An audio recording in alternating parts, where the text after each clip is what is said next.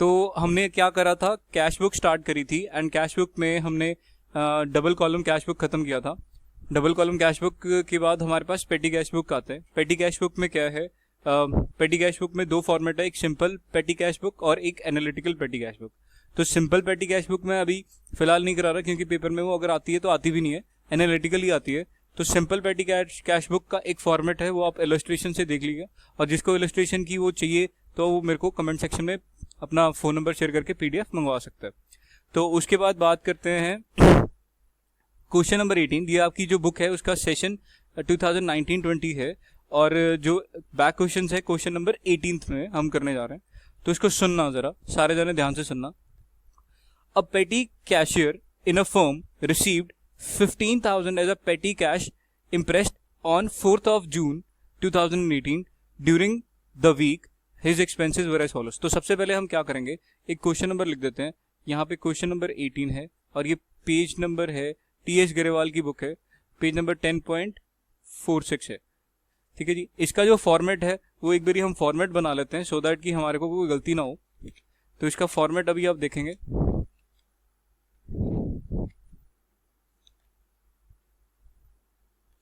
इसका ये जो फॉर्मेट है, यहाँ पे थोड़ा हमें स्पेस भी ज़्यादा चाहिए होगी। ये है रिसीट्स, जितनी भी हमारी रिसीट्स आएंगी। ठीक है जी।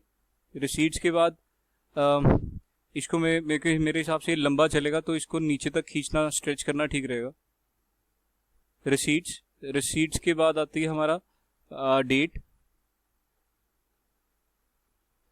डेट के बाद आएगा voucher number. Voucher number generally question में नहीं दिया होता तो ये ब्लैंक ही रहता है, जनरली ये ब्लैंक रहता है, बट अगर दिया होगा तो आपको यहाँ पे डालना पड़ेगा। फिर आती है बात पर्टिकुलर्स की। पर्टिकुलर्स के बाद आती है टोटल पेमेंट की। एक काम करता हूँ, मैं यहीं पे डाल देता हूँ क्योंकि बाद में मेरे पास कॉलम खत्म हो जाएंगे। टोटल पेमेंट की। उसके बाद बहुत सारे कॉलम्स बनेंगे रिस्पेक्टिव एक्सपेंडिचर के लिए। मान लो ये कन्वेंस है, या फिर ये कार्टेज है, ये स्टेशनरी का है, ये जीएसटी का है, या कोई भी और अगर कोई एक्सपेंडिचर है तो एक पर्टिकुलर उसके लिए कॉलम बनाना पड़ेगा और उसके सामने बनाना पड़ेगा। तो यही एनालिटिकल पेटी कैश बुक होता है जो ओनर्स के लिए हेल्प करता है कि आपको एक पर्टिकुलर खर्चों के लिए क्या क्या चाहिए। तो यहाँ पे क्या आएगा, इसको हम ऐसे फॉर्मेट में बंद कर देते हैं। रिसीट में आ जाएगा सबसे पहले इम्प्रेस कितना लिया, 15,000 का इम्प्रेस था, और ये डेटेड जो थी इसकी डेट जो थी 4th of June थी, 4th of June 2018। Voucher number कुछ भी नहीं है इसका, तो वाउचर नंबर खाली छोड़ेंगे। ये आ जाएगा टू कैश, आपको 15,000 मिल गया। ठीक है जी। तो जो रिसीट्स हैं वो इस साइड आ जाएंगी, ये जो 15,000 जहां पे लिखा है, और पेमेंट इधर आ जाएगी। तो इसके बाद जो बाय आएगा, सबसे पहले हम पढ़ लेते हैं जून 18 को, conveyance charges for the manager trip to the city. तो यहाँ पे बाय कन्वेंस लिख देंगे और यहाँ पे 500 लिख देंगे, और यहाँ पे भी 500, और ऊपर क्या लिख देंगे, कन्वेंस। ठीक है जी। आपके पास हॉरिजॉन्टल फॉर्म में चलेगा, आप हॉरिजॉन्टल फॉर्म में नोटबुक पे बनाएंगे सो दैट कि आपको ये स्पेस की प्रॉब्लम ना आए। उसके बाद wages to the casual labour, तो वेजेस यहाँ पे लिख देंगे, और यहाँ पे भी हम लिख देंगे बाय वेजेस। कितने की है वेजेस? वेजेस है आपकी 1500 की, और यहाँ पे 1500 यहाँ पे आ जाएगा। उसके बाद बात करते हैं bus fare to the workman sent to the customers premises. तो ये बस फेयर लिख देते हैं, बस फेयर। तो बाय बस फेयर आपने जो भी खर्चा करा है वो ये है। कितना है खर्चा आपका? 200 का, और यहाँ पे बस फेयर में 200 का आ जाएगा। इसको हम कन्वेंस में भी लिख सकते थे क्योंकि बस फेयर और कन्वेंस का एक ही पर्पस है, इधर से उधर ट्रेवल करना। उसके बाद stationery purchase for 1000 plus CGST and SGST 6%। तो वो कह रहा है कि 1000 रुपीज की स्टेशनरी खरीदी है, उसके ऊपर 6% सीजीएसटी और एसजीएसटी है। तो यहाँ पे क्या है, बाय स्टेशनरी। स्टेशनरी तो कितने की है, वो है 1000 रुपीज की। यहाँ पे स्टेशनरी लिख भी देते हैं, और यहाँ पे इनपुट सीजीएसटी, इनपुट एसजीएसटी। ठीक है जी। तो यहाँ पे क्या लिख देंगे, by input CGST input SGST। ये बात समझ में आती है? ठीक है जी। 1000 रुपीज की अगर स्टेशनरी है उसके ऊपर 6% जो है अगर आपके पास खर्चा है तो 6% ऑफ 1000 कितना होगा? 60। तो 60 यहाँ पे और 60 यहाँ पे, ये बात समझ में आती है?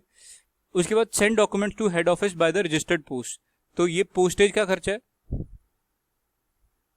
Bye postage 400। ठीक है जी। तो यहां पे खर्चे आपको लिखने पड़ेंगे। यहां पे 1000 स्टेशनरी का है, 60 इसका है, 60 इसका है और 400 इसका है। इसकी डेट जो है हमने शायद नहीं डाली, तो डेट हम फटाफट से लिख लेते हैं। कन्वेंस का जो था वो 4th ऑफ जून को ही था। बस फेयर जो था, सॉरी वेजेज जो थी वो 5th ऑफ जून को था। उसके बाद स्टेशनरी जो, सॉरी बस फेयर जो था ये भी 4th ऑफ जून को था, सॉरी। ठीक है जी। तो ये भी 4th ऑफ जून को ही था।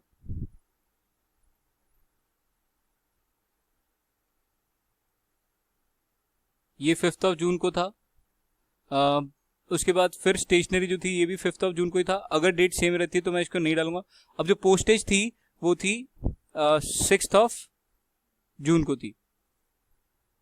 ठीक होगी बात?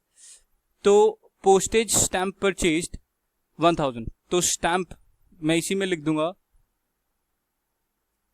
जो स्टैंप है इसी में लिख रहा हूं मैं, पोस्टेज और स्टैंप में कितने की है ये? 1000 की है। अगर आप चाहें तो इसके लिए अलग कॉलम भी बना सकते हैं, खुद की मर्जी है आपकी। Revenue stamp for the payment of wages, तो यहां पे भी revenue stamp by revenue stamp, ये कितने की है? 500 रुपीज की है। ठीक है जी। इसकी भी डेट कितनी है? 6th। ये सबकी 6th तक चल रही है, तो यहां पे भी मैं 500 यहां पे डाल दूंगा। उसके बाद रिपेयर फॉर प्रिंटर, तो बाय रिपेयर्स। अब यहां पे रिपेयर के खर्चे में डाल दूंगा बाय रिपेयर। कितने के खर्चे? 400 के। ये आएगा 400 यहां पे और ये आ जाएगा 400 यहां पे। सेम लाइन में डालना आपने। उसके बाद रिपेयर ऑफ प्रिंटर का पेड इलेक्ट्रिसिटी बिल, तो यहां पे लिखेंगे बाय इलेक्ट्रिसिटी। अब दिक्कत ये है, यहां पे इलेक्ट्रिसिटी डालने के लिए मेरे पास स्पेस नहीं है, तो एक सेकंड में चेक करता हूं। जो इलेक्ट्रिसिटी थी उसका एक्सपेंडिचर था 1700 का, तो यहां पे जो इलेक्ट्रिसिटी का खर्चा है, यहां पे एक नया कॉलम बनाते हैं इलेक्ट्रिसिटी,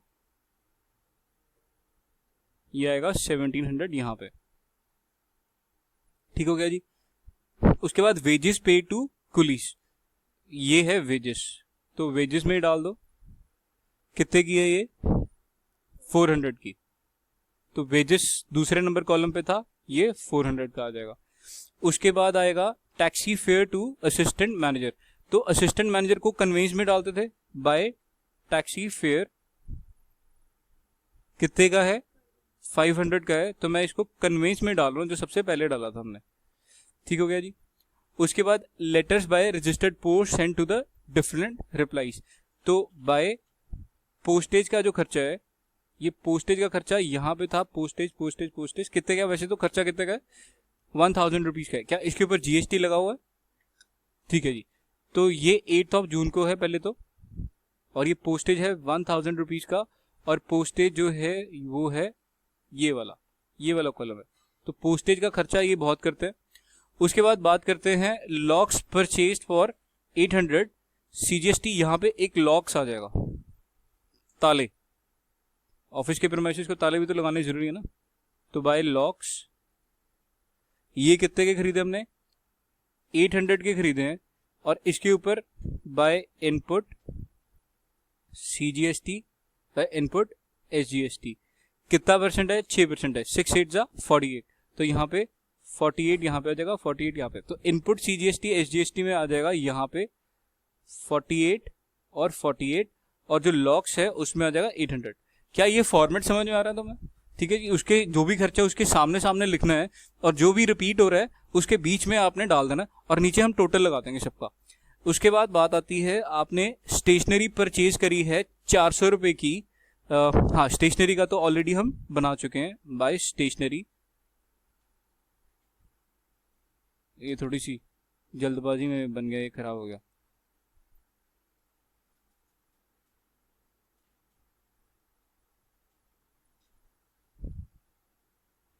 दो चीजें रब होगी। यहाँ पे हमने लिखा था इनपुट SGST और यहाँ पे लिखा था स्टेशनरी।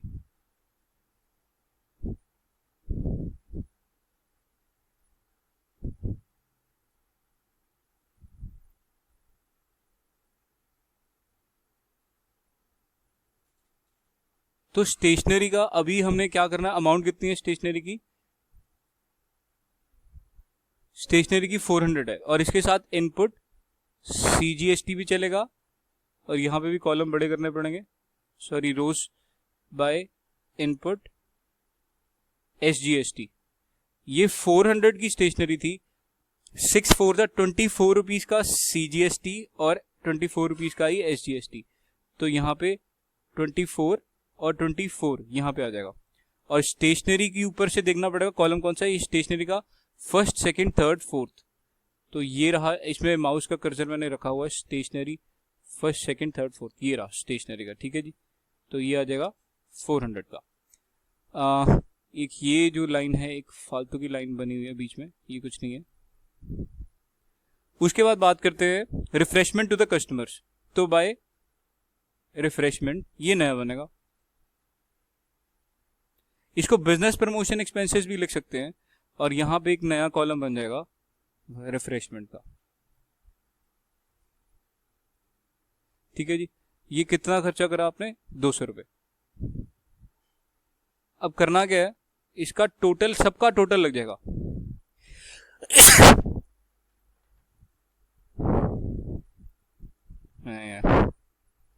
तो यहां पे जो टोटल लगता है 10764, मैंने कैलकुलेटर पे कैलकुलेट कर लिया, अब यहां पे कैलकुलेट करेंगे। अब मैं टोटल लगाने जा रहा हूं। कन्वेंस के टोटल 1000 रुपीज बनते हैं, इसके बाद वेजेस के टोटल 1900 बनते हैं, उसके बाद बस फेयर का 200 बनता है। ऑल्दो ये मैं कन्वेंस में डाल सकता था बट फिर भी मैंने डाल दिया अलग से।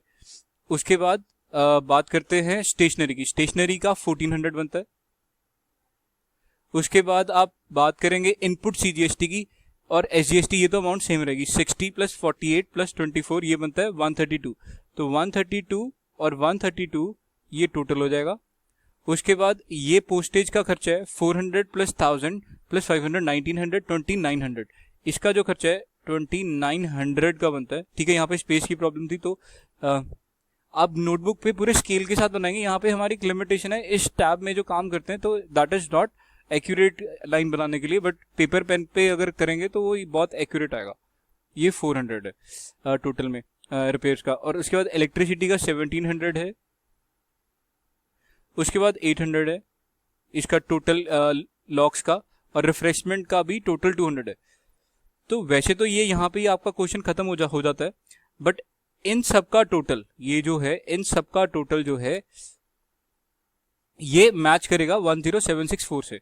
और इधर यहां पे आ जाएगा बाय बैलेंस कैरी डाउन, ये आ जाएगा आपका बैलेंस जो था